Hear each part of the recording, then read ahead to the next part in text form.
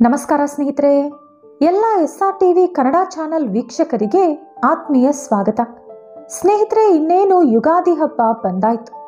ಆದರೆ ಉಗಾದಿ ಹಬ್ಬ ಬರುವಷ್ಟರಲ್ಲಿ ಯಾರು ಈ ಕಥೆಯನ್ನ ಕೇಳ್ತಾರೋ ಅವರಿಗೆ ಅಷ್ಟೈಶ್ವರ್ಯ ಪ್ರಾಪ್ತಿಯಾಗುತ್ತೆ. ಜನ್ಮ ಜನ್ಮಗಳ ಪಾಪ ಹೋಗಿ ಕೋಟಿ ಜನ್ಮಗಳ ಮಹಾಪುಣ್ಯ ಬರುತ್ತೆ. ಅಷ್ಟೇ ಅಲ್ಲದೆ ಭೂಮಿಯಿಂದ, ಧಾನ್ಯಗಳಿಂದ, ಪ್ರಾಣಿಗಳಿಂದ ಹಾಗೂ ಗಿಡ ಮರಗಳಿಂದ ಕೂಡ ಲಾಭ ಪಡೆದುಕೊಳ್ತಾರೆ. ಹಾಗಾದ್ರೆ ಆಲಸ್ಯ ಯಾಕೆ? ಬನ್ನಿ ಆ ಕತೆ ಏನೆಂದು ಈಗಲೇ ನೋಡೋಣ. ಆದರೆ ಅದಕ್ಕೂ ಮುಂಚೆ ನೀವಿನ್ನೂ ನಮ್ಮ ಚಾನಲನ್ನು ಸಬ್ಸ್ಕ್ರೈಬ್ ಮಾಡ್ಕೊಂಡಿಲ್ಲ ಅಂದರೆ ಖಂಡಿತ ಈಗಲೇ ಸಬ್ಸ್ಕ್ರೈಬ್ ಮಾಡ್ಕೊಳ್ಳಿ. ಹಾಗೆ ಹೊಸ ವಿಡಿಯೋ ನೋಟಿಫಿಕೇಶನ್ಸ್ಗಾಗಿ ಪಕ್ಕದಲ್ಲಿರೋ ಬೆಲ್ ಐಕಾನ್ ಕ್ಲಿಕ್ ಮಾಡ್ಕೊಳ್ಳೋದನ್ನ ಮಾತ್ರ ಮರಿಬೇಡಿ. ಪೂರ್ವದಲ್ಲಿ ಪುರಂದರಪುರದಲ್ಲಿ ಒಬ್ಬ ಶ್ರೀಮಂತ ವ್ಯಾಪಾರಸ್ಥ ಇದ್ದ. ಅವನಿಗೆ 4 ಜನ ಗಂಡು ಮಕ್ಕಳು. ಆ ವ್ಯಾಪಾರಸ್ಥ ಸಾಯುವ ಮುಂಚೆ ಮುಚ್ಚಿರುವಂತ 4 ಮಡಕೆಗಳನ್ನ 4 ಮಕ್ಕಳು ಕೊಟ್ಟು, ನಾನು ಸತ್ತ ಮೇಲೆ ಮಾತ್ರನೇ ಇದನ್ನ ತೆಗಿಬೇಕು ಅಂತ ಹೇಳ್ದ. ಕೆಲ ದಿನಗಳ ನಂತರ ಆ ವ್ಯಾಪಾರಸ್ಥ ಮೃತಪಟ್ಟ. ಅದರ ನಂತರ ಅವನ ಮಕ್ಕಳು ಆ ಮಡಕೆಗಳನ್ನ ತೆಗೆದು ನೋಡಿದ್ರು. ಒಂದರಲ್ಲಿ ಮಣ್ಣು, ಒಂದರಲ್ಲಿ ಇಜ್ಜಲು, ಒಂದರಲ್ಲಿ ಮೂಳೆಗಳು, ಇನ್ನೊಂದರಲ್ಲಿ ತೌಡು ತುಂಬಿತ್ತು. ಅದನ್ನ ನೋಡಿ ಅವ್ರಿಗೇನು ಅರ್ಥ ಆಗ್ಲಿಲ್ಲ. ಆ ದಿನಗಳಲ್ಲಿ ಆ ರಾಜ್ಯವನ್ನ ವಿಕ್ರಮಾದಿತ್ಯ ಪಾಲಿಸ್ತಾ ಇದ್ದ. ಆ 4 ಜನರು ವಿಕ್ರಮಾದಿತ್ಯನ ಹತ್ರ ಹೋಗಿ ನಡೆದ ವಿಷಯ ಹೇಳಿ, ಪ್ರಭು, ಇದರ ಅರ್ಥ ಏನು? ನಾವು ಯಾವ ರೀತಿ ಆಸ್ತಿ ಹಂಚಿಕೊಳ್ಬೇಕು ಅಂತ ಕೇಳಿದ್ರು. ಆದ್ರೆ ವಿಕ್ರಮಾದಿತ್ಯನಿಗೂ ಕೂಡ ಏನು ಅರ್ಥ ಆಗ್ಲಿಲ್ಲ. ಅದರ ನಂತರ ಆ 4 ಜನರು ಪಕ್ಕದ ರಾಜ್ಯವಾದ ಪ್ರತಿಷ್ಠಾನಪುರಕ್ಕೆ ಹೋದ್ರು. ಆದ್ರೆ ಅಲ್ಲೂ ಕೂಡ ರಾಜನಿಗೆ ವಿಷಯ ಅರ್ಥ ಆಗ್ಲಿಲ್ಲ. ಆಗ ರಾಜ, ರಾಜ್ಯದಲ್ಲಿ ಯಾರಾದ್ರೂ ಈ ಸಮಸ್ಯೆಯನ್ನ ಬಗೆಹರಿಸಿದ್ರೆ ಅಪಾರವಾದ ಧನ ಸಂಪತ್ತನ್ನು ಕೊಡುವುದಾಗಿ ಹೇಳ್ದ. ಆ ಊರಿನಲ್ಲಿ ಒಬ್ಬಳು ವಿಧವೆಯಾದ ಬ್ರಾಹ್ಮಣ ಮಹಿಳೆ ಇದ್ಲು. ಚಿಕ್ಕಂದಿನಲ್ಲೇ ಆಕೆ ಗಂಡನನ್ನ ಕಳ್ಕೊಂಡಿದ್ಲು. ಅವಳಿಗೆ 2 ಸಹೋದರರಿದ್ರು. ತಕ್ಷಕ ಎಂಬ ಸರ್ಪದ ಕಾರಣದಿಂದ ಆಕೆ ಗರ್ಭವತಿಯಾದ್ಲು. ಗಂಡ ಇಲ್ಲದೆ ಗರ್ಭವತಿಯಾದ ತಂಗಿಯನ್ನ ಮನೆಯಲ್ಲಿ ಇಟ್ಟುಕೊಳ್ಳೋಕೆ ಇಷ್ಟ ಇಲ್ಲದೆ ಅವಳ ಸಹೋದರರು ಅವಳನ್ನ ಮನೆಯಿಂದ ಓಡಿಸ್ಬಿಟ್ರು. ದಿಕ್ಕಿಲ್ಲದ ಸ್ಥಿತಿಯಲ್ಲಿರೋ ಅವಳಿಗೆ ಒಬ್ಬ ವೃದ್ಧ ಕುಂಬಾರ ಆಶ್ರಯ ಕೊಟ್ಟ. ಅವನ ಮನೆಯಲ್ಲೇ ಆಕೆ ಒಬ್ಬ ಮಗನಿಗೆ ಕೂಡ ಜನ್ಮ ಕೊಟ್ಲು. ಅವನಿಗೆ ಶಾಲಿವಾಹನ ಎಂದು ಹೆಸರಿಟ್ಲು. ಆ ಮಗು ಬೆಳೆದು ದೊಡ್ಡವನಾದ. ತಂದೆ ತಕ್ಷಕನಿಂದ ಒಂದಷ್ಟು ಶಕ್ತಿಗಳನ್ನ ಕೂಡ ಪಡ್ಕೊಂಡಿದ್ದ. ಆದರೂ ಕೂಡ ಆ ರಾಜ್ಯದಲ್ಲಿ ಎಲ್ಲರೂ ಅವನನ್ನ ತಂದೆ ಇಲ್ಲದವನು, ನೀಚ ಹೆಣ್ಣಿನ ಮಗ ಅಂತ ಹೀಯಾಳಿಸ್ತಾನೆ ಇದ್ರು. ಶಾಲಿವಾಹನ ರಾಜ ಹಾಕಿಸಿದಂತ ಡಂಗೂರ ಕೇಳಿಸ್ಕೊಂಡು ಅರಮನೆಗೆ ಹೋಗಿ, ನಾನು ಈ ಸಮಸ್ಯೆಯನ್ನ ಬಗೆಹರಿಸ್ತೀನಿ ಅಂತ ಹೇಳ್ದ. ರಾಜ ಆ ಕೂಡ್ಲೆ ಆ 4 ಜನರನ್ನ ಕರೆಸಿ ಆ ಮಡಕೆಗಳನ್ನ ಶಾಲಿವಾಹನನ ಮುಂದೆ ಇರಿಸ್ದ.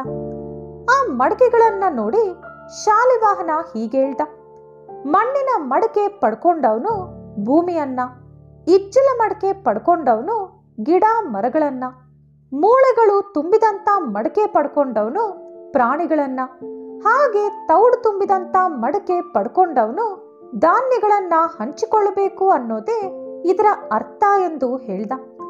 ಸಂತೋಷದಿಂದ ಆ 4 ಜನರು ಕೂಡ ಸ್ವಲ್ಪ ಹಣವನ್ನ ಶಾಲಿವಾಹನನಿಗೆ ಕೊಟ್ಟು ಹೋದ್ರು. ರಾಜ ಕೂಡ ಎಷ್ಟೋ ಬೆಲೆ ಬಾಳುವಂತ ಸಂಪತ್ತನ್ನ ಅವನಿಗೆ ಕಾಣಿಕೆಯಾಗಿ ಕೊಟ್ರು. ಎಲ್ಲವನ್ನ ತಂದು ತಾಯಿಯ ಕೈಗೆ ಕೊಟ್ಟ ಶಾಲಿವಾಹನ. ಆ ದುಡ್ಡಿನಿಂದ ಸ್ವಲ್ಪ ಬಡತನ ಹೋಗಿ ಸಾಮಾನ್ಯ ಸ್ಥಿತಿಗೆ ಬಂದ್ರು ತಾಯಿ ಮಗ.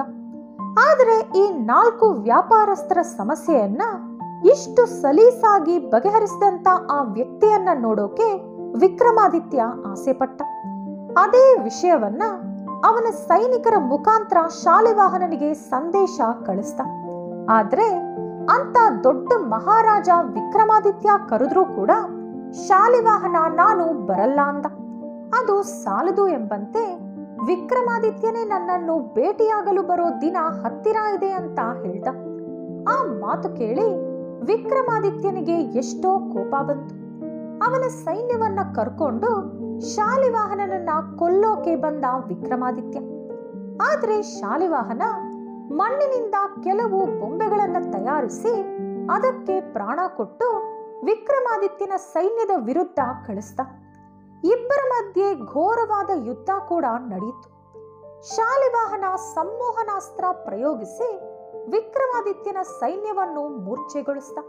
ಆದ್ರೆ ವಿಕ್ರಮಾದಿತ್ಯ ನಾಗರಾಜ ವಾಸುಕಿಯನ್ನ ಕರೆದು ಅವರ ಸಹಾಯದಿಂದ ಮತ್ತೆ ಅವನ ಸೈನ್ಯವನ್ನ ಎಚ್ಚರಗೊಳಿಸಿದ. ಎಷ್ಟು ಹೊತ್ತಾದ್ರೂ ಕೂಡ ಇವರಿಬ್ಬರ ಯುದ್ಧ ಮಾತ್ರ ಮುಗೀತಿರ್ಲಿಲ್ಲ. ಆಗ ಆಕಾಶವಾಣಿ ವಿಕ್ರಮಾದಿತ್ಯ ಹಾಗೂ ಶಾಲಿವಾಹನನನ್ನ ಉದ್ದೇಶಿಸಿ ಈ ರೀತಿ ಹೇಳ್ತು: ನರ್ಮದಾ ನದಿ ಉತ್ತರ ಭಾಗಕ್ಕೆ ವಿಕ್ರಮಾದಿತ್ಯ, ದಕ್ಷಿಣ ಭಾಗಕ್ಕೆ ಶಾಲಿವಾಹನ ರಾಜರಾಗಬೇಕು. ಹಾಗೆ ಈ ಯುದ್ಧವನ್ನ ಈ ಕೂಡಲೇ ನಿಲ್ಲಿಸಬೇಕು. ಈ ನಿಮ್ಮ ಕಥೆಯನ್ನ ಯಾರು ಕೇಳ್ತಾರೋ ಅವರು ಭೂಮಿಯಿಂದ, ಪ್ರಾಣಿಗಳಿಂದ, ಮರಗಳಿಂದ ಹಾಗೂ ಧಾನ್ಯಗಳಿಂದ ಲಾಭ ಪಡೆದುಕೊಳ್ತಾರೆ ಅಂತ ಹೇಳ್ತು. ಆ ರೀತಿ ಶಾಲಿವಾಹನ ಕೂಡ ರಾಜ ಆದ. ಅವನು ರಾಜನಾದ ದಿನ ಚೈತ್ರ ಶುದ್ಧ ಪಾಡ್ಯಮಿ. ಬ್ರಹ್ಮದೇವರು ಕೂಡ ಇದೇ ದಿನದಂದೇ ಸೃಷ್ಟಿ ಕಾರ್ಯವನ್ನ ಪ್ರಾರಂಭಿಸಿದ್ದು. ದೇವತೆಗಳಿಗೆ ಯಾವ ಕೆಲಸ ಯಾರು ಮಾಡಬೇಕು ಅಂತ ಜವಾಬ್ದಾರಿ ವಹಿಸಿದಂತ ದಿನ ಕೂಡ ಚೈತ್ರ ಶುದ್ಧ ಪಾಡ್ಯಮಿ. ಹಾಗೆ ಬ್ರಹ್ಮದೇವರು ಒಂದು ಬಾರಿ ಹಯಗ್ರೀವ ಎಂಬ ರಾಕ್ಷಸನಿಂದ ವೇದಗಳನ್ನ ಕಳ್ಕೋತಾರೆ. ಆಗ ಮತ್ಸಾವತಾರ ಪಡೆದು ಮಹಾವಿಷ್ಣು ಹಯಗ್ರೀವನನ್ನ ಕೊಂದು ಬ್ರಹ್ಮದೇವರಿಗೆ ವೇದಗಳನ್ನ ಮರಳಿ ತಂದುಕೊಡ್ತಾರೆ.